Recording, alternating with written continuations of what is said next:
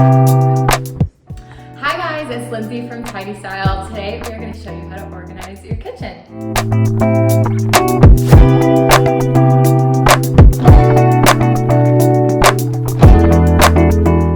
The first step in our process is to clear everything out of the space.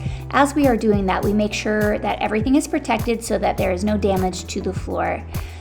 As far as clearing, it really comes down to getting rid of any preconceived notions about where things should go, and also putting things into categories so that you know how much of each item that you have, so that we can do a nice thorough edit with our client. Step after caffeination is clearing the kitchen and creating categories. So we designated this spot on the table for all of their holiday place setting stuff. And we're just gonna keep clearing all the drawers and cabinets until we're done.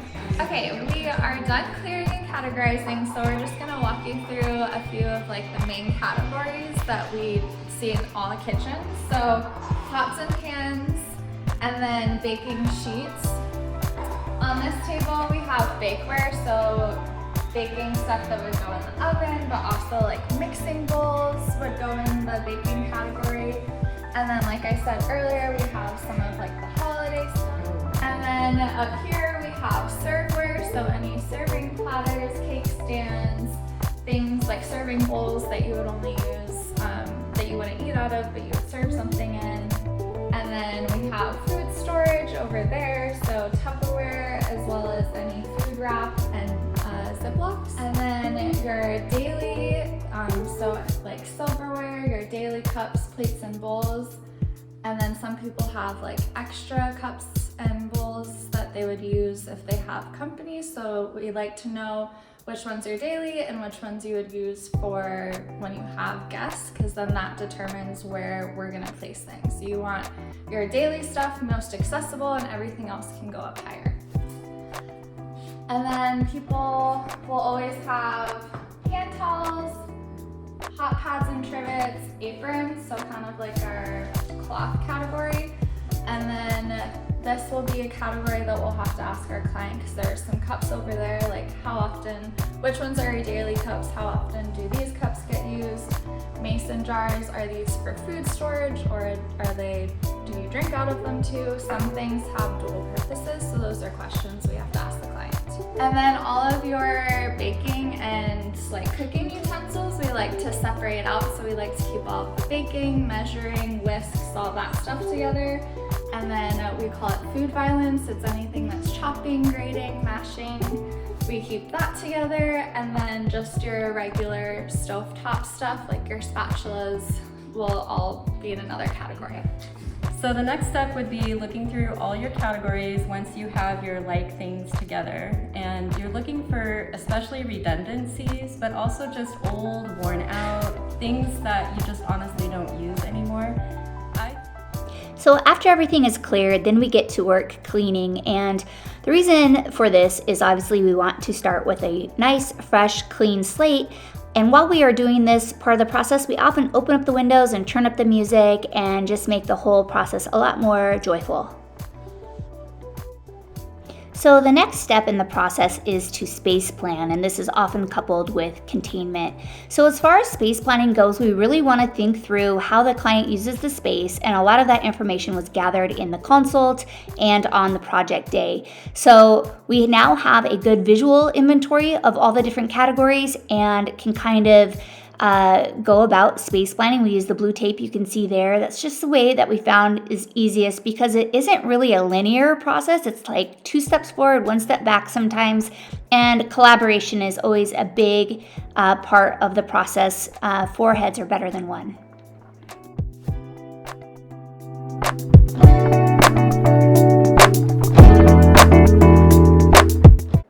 So again, it's not a linear process. A lot of times we have to try things and see if they work before we maybe course correct and try something different. So that's just part of space planning. It's a lot about problem solving and, like I said, putting our heads together to really make sure that in the end, the client has a streamlined space that makes sense for them. And that's one thing we really pride ourselves on at Tidy Style, is being really customizable to our clients' needs. And now you can see Tamara containing. This is here, we're trying some different products for containment. It's not one solution for all problems. There really are several different ways to solve the problems that we come across on any given organization day.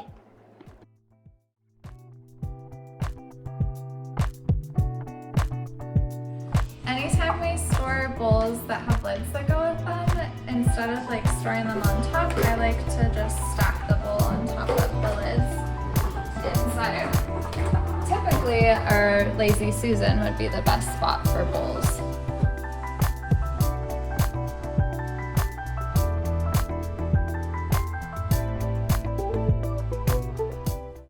In the professional organizing world, we have tried so many different products for any specific organization. As far as kitchen organizations, I will say this bamboo drawer divider is one of those all-stars that we use again and again. It comes in natural, it comes in white. We'll link it here for you, but it is a very cost-effective way to compartmentalize a drawer, as you can see here with the plates.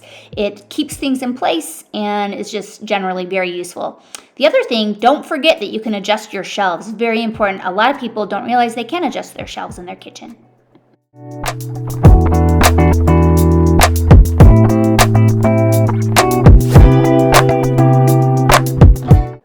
So one thing that we're always very cognizant to be mindful of in a kitchen is the aesthetic, and not just kitchen, but any space that we organize.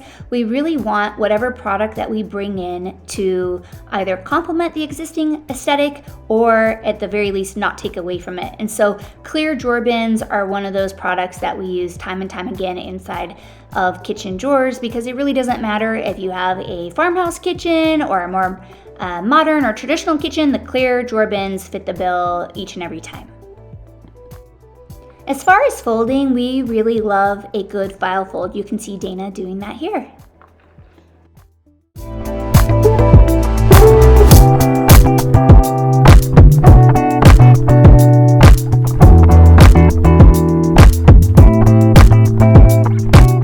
An awesome product that we will be sure to link here for you is museum gel. So we use just a little bit on the bottoms of our drawer bins so that they stay in place. We do not want to create any pain points for our clients.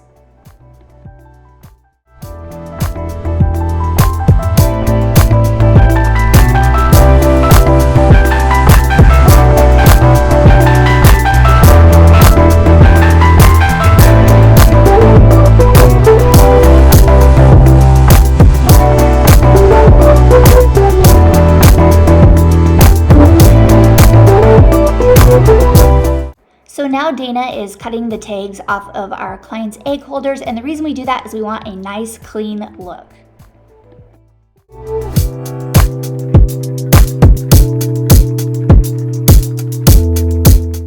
Another quick pro tip is to separate the lids from your water bottles.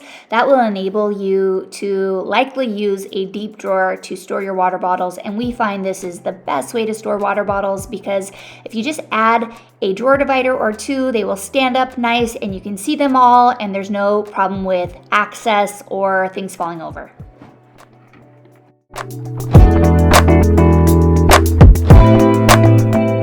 Labeling is the last step of our process, and it is very important because it gives everyone in the home a nice roadmap for where to find things and also where to put them away.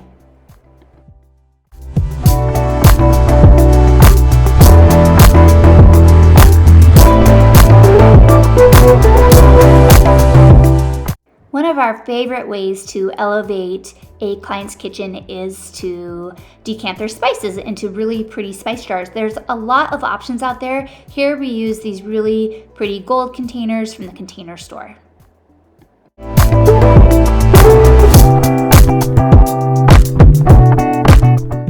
Don't forget to use bookends. They really come in handy in a kitchen where it comes to the cookbooks.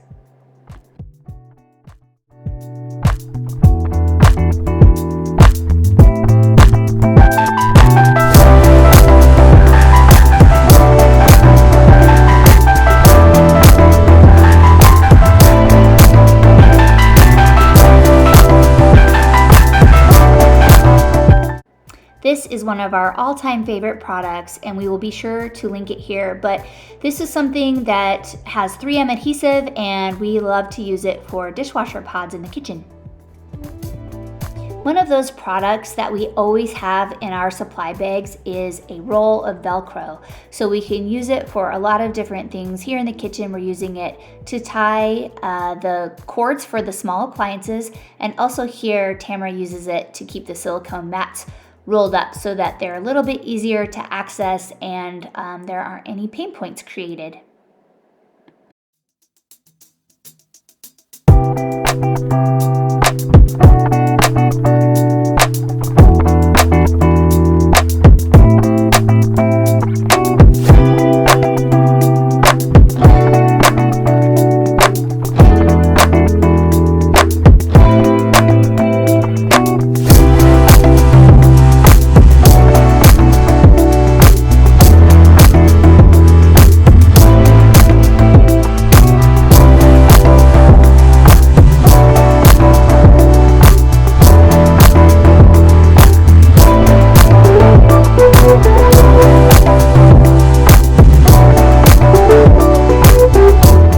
If you are interested in buying a Tidy Spice label pack, we will link them here.